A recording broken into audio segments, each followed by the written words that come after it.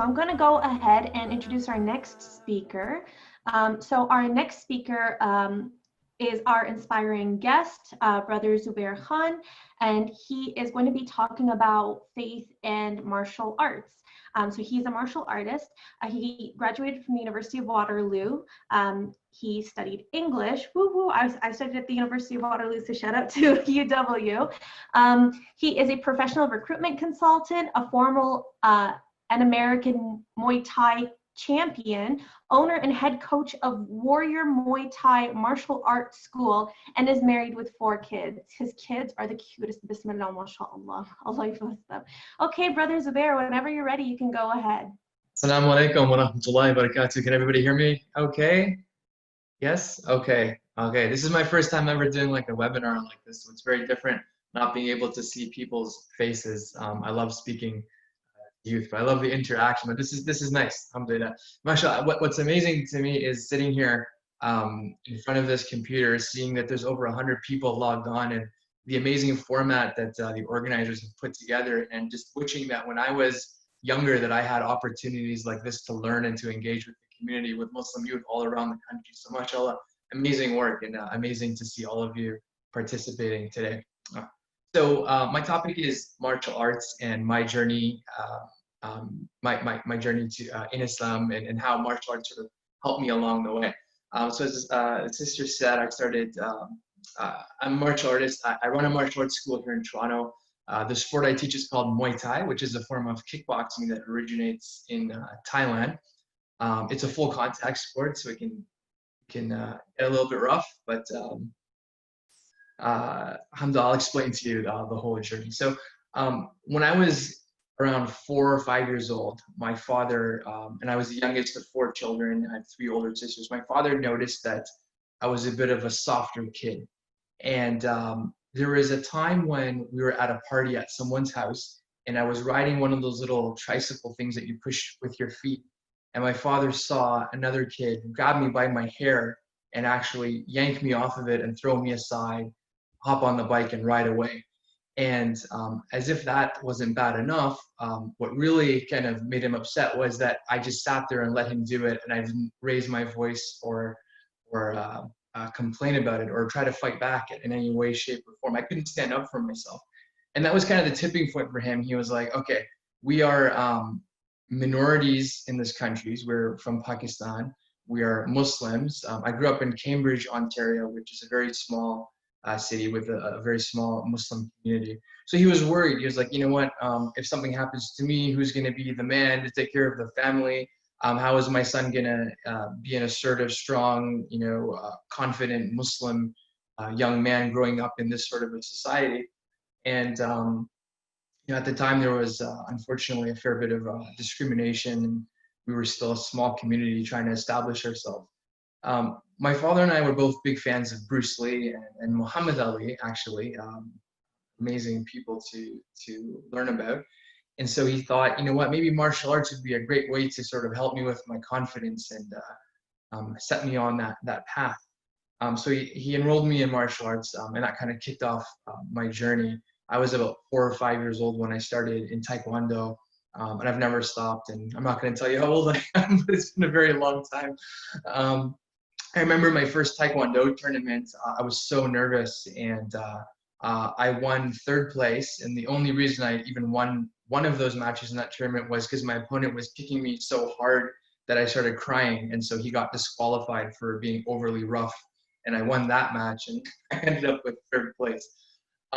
So, I think, and then, after that, I did Taekwondo for like 8 years. I got my black belt. And then when I was around 12 years old, these 2 Muslim brothers from Thailand opened a Muay Thai kickboxing gym in my city. And my dad said, look, now you have your black belt in Taekwondo. Why don't you try that? And they seem like good brothers and would be a good influence on you. Let's go and try out their school. And I loved the sport right away. It was full contact, very different. A lot of physical exercise. It was training 5 days a week, 2 hours a class, and then running and weightlifting and all this stuff on top of that. And I became very good friends with my coaches. They're actually still in Cambridge. And may Allah bless them, amazing people. And they became very close friends with my family. and were just a really good influence on me. And I started competing full contact when I was 14 years old. And over the years, I won many championships. I fought 45 times. I won Ontario, Canada, North America. I even fought in Thailand at the World Championships, which was equivalent to the closest thing to the Olympics for that sport at the time. And alhamdulillah, I won second place there, which was something I never thought I could achieve. Long story short, my father put me into martial arts because he wanted me to be brave. He wanted me to learn to be confident and brave. And as a young Muslim, he thought that we should be brave. And he was right. And he was right that that was important. And he was right that martial arts did instill that sort of confidence in me. So let me talk a little bit more about some of the other benefits that I got out of it and why it is that I would encourage you all to explore, if not martial arts, then some sort of physical activity that keeps you regimented. Martial arts training requires a fair deal of regiment. What I mean by that is being organized with your time and being mindful about your activities day in and day out. So at a time when a lot of the people, other kids in my school were getting into smoking, alcohol, dating, going to dances, going to clubs, doing all these other things that would tempt a young person to deviate from the path of a Muslim, the sport sort of coincided with how we would want to raise our youth, our young people, in that, you know, you had to have a clean regimen. You would have to sleep early. You would have to stay away from anything that was unhealthy. Forget it being haram, like alcohol, smoking, drugs. These things are just extremely unhealthy. There's no way you could compete in being a high-level athlete if you're participating in those things. You know, you couldn't waste time. You couldn't just hang out with people and just waste time. You know, you'd have your time in the gym. You'd have to have your time with your family. You'd have to have your time to study. So it sort of forced and encouraged this sort of regimented schedule. It's a huge benefit. I think, you know, I see my kids today. I have 4 young kids. My oldest is 12, and mashallah, they're great kids. But I see other kids as well. Kids in my gym where I teach, and a lot of them struggle with this sort of time management. So being part of a regimented team with a coach and good mentors and teammates, it helps with that a lot. It helped me a lot. Another way that competing in a really sort of extreme sport like that was helpful to me was that I learned to depend on Allah. When I started competing full contact, I was only 14 years old, and it's kind of crazy to speak about it now because now you have government regulated organizations and safety standards. Back then you didn't. So at 14 years old, I was actually competing against full-grown adults in full contact competition, maybe just because I was tall enough and weighed enough and was big enough to do it. But they were obviously a lot stronger than I was. And I was still emotionally developing too. I was very scared with a lot of these competitions. I remember my third competition, I stepped in as a substitute athlete. One of my teammates couldn't compete for whatever reason last minute, so they just kind of threw me in. I was like 15 years old. And when I met my opponent at the event, he was just full of muscles and like staring at me like he wanted to eat me. And I was so scared. And I remember being in my change room. I think I even cried. I didn't want to do it, but I felt so ashamed to my coaches and my teammates. And I went and I did. I was just praying and praying and praying and praying in my change room and trying to find some kind of confidence. And he actually quit in the second round. He gave up because I was attacking him so hard. And it was just such a transformational moment to me. I was like, wow, you know, Allah is great. God can, you know, help you with anything. And that's a silly example because, you know, it's just sport. You think about the Sahaba and in the time of the Prophet and all the prophets and all the hardships they faced, and they really did turn to Allah. And that sort of led me to want to explore these stories more and find inspiration from them and read certain ayahs of the Quran that were inspiring, stories from the Quran. Like one of my favorites is the story of Prophet Musa. You know, my family and my kids, we were just exploring that story recently. There's an ayah in the Quran where he's actually asking Allah to expand his chest, in other words, to make him feel brave, to, you know, improve his speech and to basically prepare him. He's asking Allah to prepare me because he's about to go. He's like this, you know, he has no army, he has no helpers, he has no, you know, nothing with him, and he's going to face the Pharaoh and to confront him, and how scary that must have been for him, but he relied on Allah. So I got in the habit in my competitions that I would literally go into sujood and make dua, sometimes in the ring right before my match started. And then all the Muslims from the community would come and be in the audience, they'd be yelling, Takbir, Allahu Akbar. It was just this amazing experience. So relying on Allah in difficulty and times of hardship was another thing that I learned from it. For sure. And I think once you sort of realize that, you can prepare for anything as much as you want. You can use whatever means you have in your own hands. You could train for months. You could be on a good diet. You could be sleeping well. You could have great coaches. You can study your opponent, whatever it is. And then you enter the ring, you warm up, you do everything in your power. But at the end of the day, it's Allah who decides who's going to be successful and who's not. And you have to just accept his will. And when you just accept his will with whatever it is that he has planned for you, and whether it's you win or you lose, or you fail an exam, or you pass it, you get your driver's license, or you don't, whatever it is that you're trying to do, if you just understand that Allah is the one who wills, it's Allah's will that goes at the end of the day, and you just have to accept it. He knows what's best for us. It just takes all this pressure off of your chest, and all the performance anxiety that I would have had otherwise. It just disappeared, and I was suddenly so calm in the ring and just accepting of whatever it is that Allah had planned for me. So that was very transformative. Another interesting thing that I sort of learned through competing over the years was that Allah puts you in situations and places where you can benefit your community, where you can benefit others. And sometimes, it's a unique situation.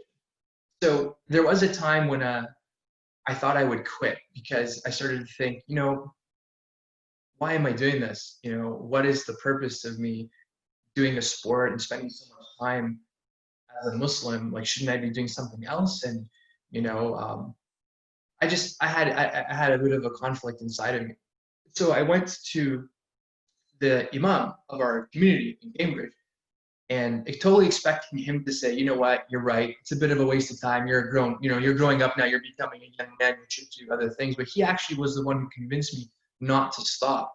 He said, continue doing it. And he said, Zubair, I'll tell you why. It's because I interact with so many people in our community, and they look up to you. The younger kids, they look up to you.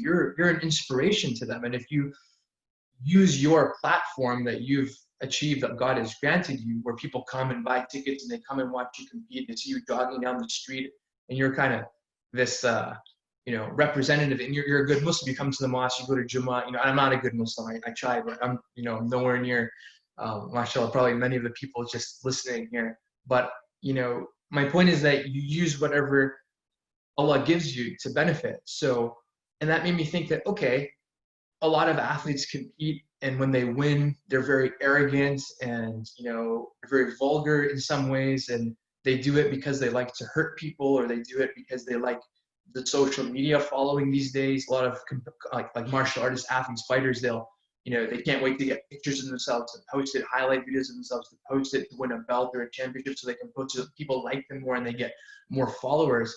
But it was to compete and to win and to be a champion. It was an opportunity for me to demonstrate what our ummah stands for: our humility, our sportsmanship, our gratitude, our respect for our opponents, for our teachers, for our audience, for our parents.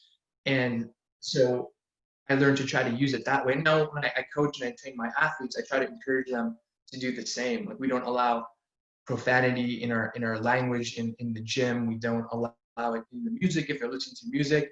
We always encourage and reiterate messages to be respectful to your parents, the parents that are watching. We don't let the kids leave the gym without going to their parents and thanking them for bringing them to the class and sitting and watching them. So my point is that whatever unique situation Allah puts you in, you should always try to think, how can I use this to benefit others and to serve my ummah? And if you're in a position where you have following, then especially so, to be an example of the etiquette and our religion. So I totally lost track of time. How are we doing? So you're a little over time, but if you want to wrap it up. I'm good there. I just wanted to wrap up by saying that, whether it's Muay Thai, MMA, as our young brother Alvaraz is going to talk about his MMA experience. I'm so excited to see another young athlete speaking, whether it's ping pong or public speaking or whatever it is that you want to pursue it, and pursue it deeply, and do it with excellence, and do it with faith, and do it with trust in God, and use your platform to spread good and try to be in a good regimented type of schedule so that you keep yourself out of trouble and you develop good positive habits. Excellent. So we do have some questions from the audience. So the first is from an anonymous attendee. They're asking, Salam, I was in Taekwondo for about 8 years. I got all the way to black belt before I started wearing the abaya, and this made me have to quit. I still love martial arts and have always wanted to try kickboxing. What do you recommend or suggest for mutahajjibas that want to explore martial arts themselves, especially with a lack of girls-only gyms? Yeah, so did I hear correctly that was because they wore hijab that they stopped training Taekwondo? They said starting to wear abaya.